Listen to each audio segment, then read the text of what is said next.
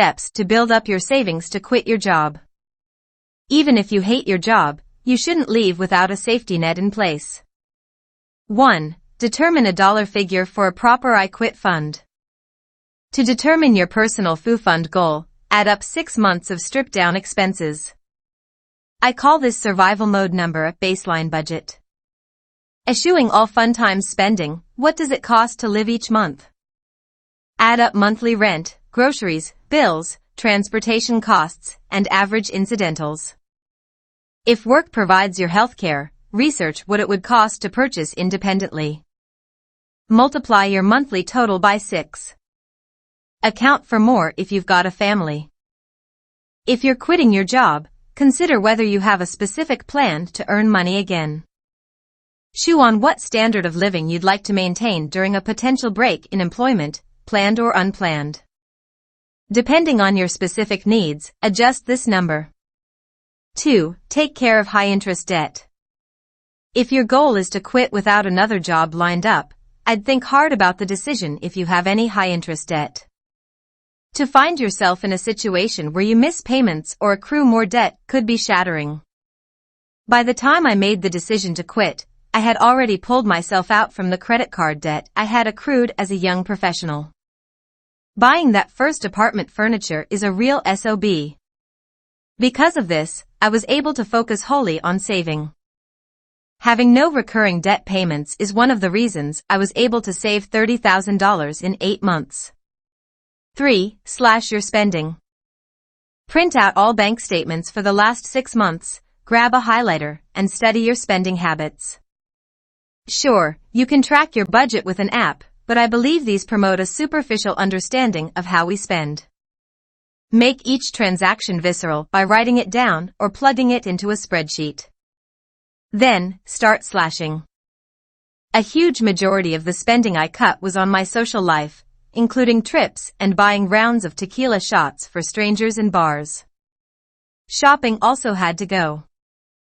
I never spent too much on a beauty regimen, but I suspended haircuts and dyes without further notice. Of course, we all spend differently, and no judgments. Maybe it's Crate and Barrel and weekly manicures, or it's $30 workout classes and throwing away groceries you don't eat. It doesn't matter, just start slashing. Be sure to abandon every single subscription which does not serve you. If you're actively saving up to travel, I'd say get rid of them all. I only kept Spotify. Music streaming, Prime, Audible, magazine and newspapers, Netflix and Hulu, and software subscriptions often slither up and over $300 per month. 4. Set up automatic savings. If you don't have a separate savings account, you must open one.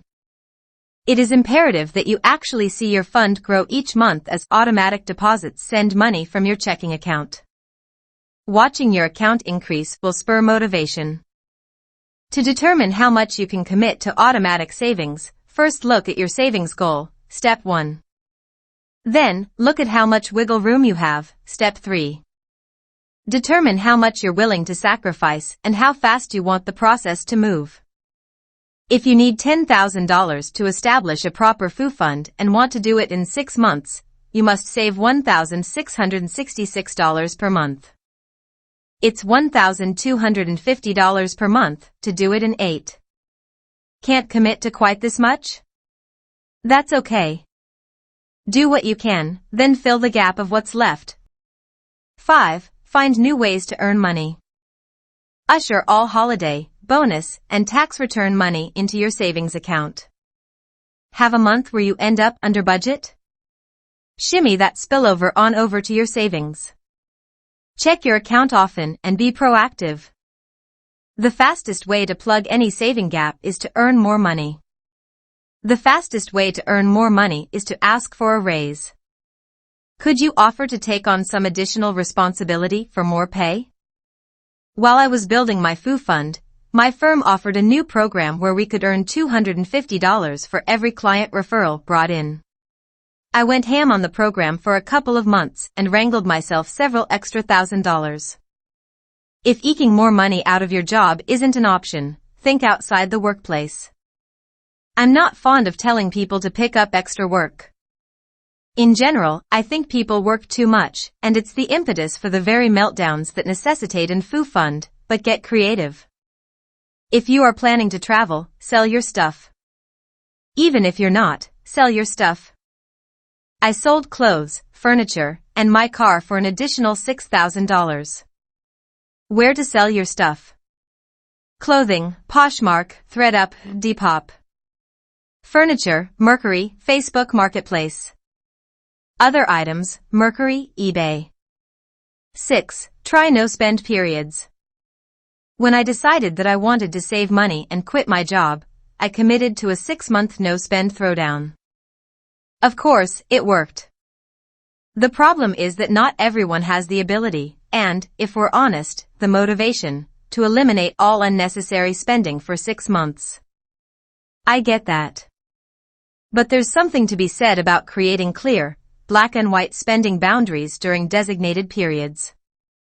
It works because it allows you to circumvent tempting situations, makes spending decisions easy because the answer is always no, and helps you learn about yourself and how often you default to buying when you don't actually need anything. There's a reason juice cleanses, crash diets, and their ilk are so popular. Though true, everyday moderation is really quite difficult. Moderation is always best, but sometimes it's too squishy of a goal. And at least no-spend periods don't jack up your metabolism. 7. Use all work resources while you have them.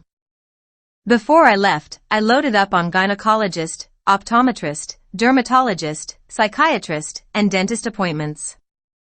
I finagled 2 years' worth of contacts, birth control, and procured prescriptions for anything I had the slightest chance of needing. It's no replacement for having healthcare on the road, but with the precarious nature of the industry right now, it doesn't hurt to maximize the use of your current resources. Get your cavities filled and your weird moles removed.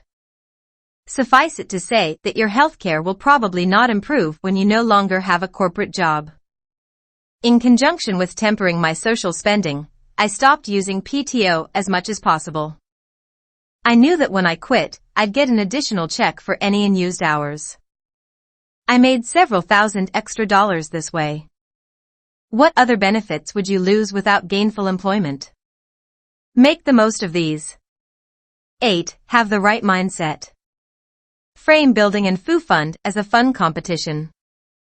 Think of it like this: when I set my mind to something, what all can I accomplish? Pat yourself on the back for victories and don't beat yourself up over missed marks. Oh, and plan a rocking weekend vacation to reward yourself once you hit your goal. Ultimately, the decision to make a change from living paycheck to paycheck to building sound financial infrastructure is about sacrifice. And sacrifice is hard, especially if you're already feeling stretched. I would never, ever pretend like everyone can do what I did, but I am certain that everyone can do something. I experienced joy as I watched my savings account grow, and I want you to feel this too. Of course, I had many moments where I felt left out, bored, and emotionally driven to spend. Navigating the loneliest moments required a self-reminder of why I was working in the first place. For me, work is about fulfillment and freedom. I want money because I want to be free. I wasn't working to spin my wheels without moving forward. I was there to create a life I love, rich with experiences. And I couldn't have that without investing in me first. Was I perfect? Did I do everything right? Heck no. And you don't have to either. Give what you can and adjust. I promise you, the hardest part is getting started, but you'll be so grateful you did. Thank you for watching. If you like this video, please consider subscribing to this YouTube channel. Thank you in advance.